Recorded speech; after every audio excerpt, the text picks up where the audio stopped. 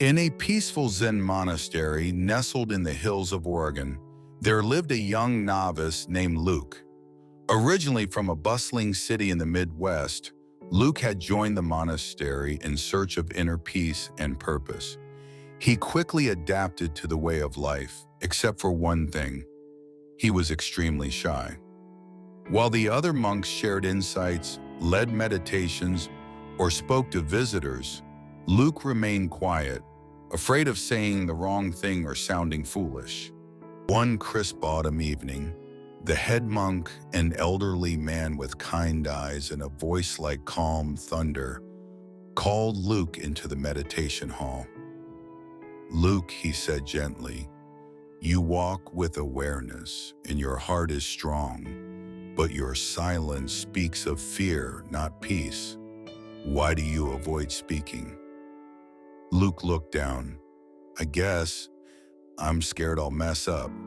People back home used to laugh when I shared my thoughts."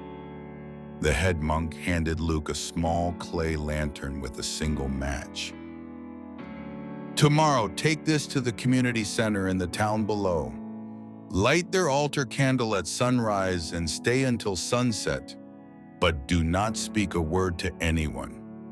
Luke was confused but obeyed. The next morning, he walked down to town.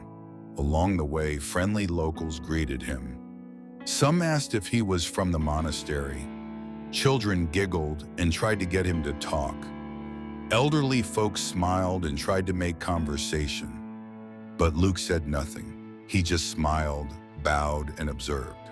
That evening, Luke returned to the monastery. "Well?" the head monk asked. "How did the day feel?" Luke looked surprised. "It was different. No one judged me.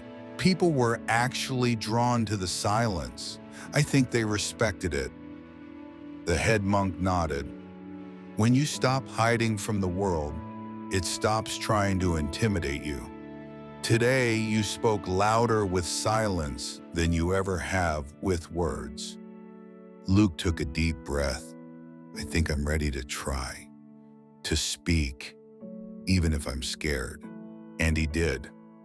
Little by little, Luke found his voice, not loud or flashy, but calm, confident, and deeply impactful.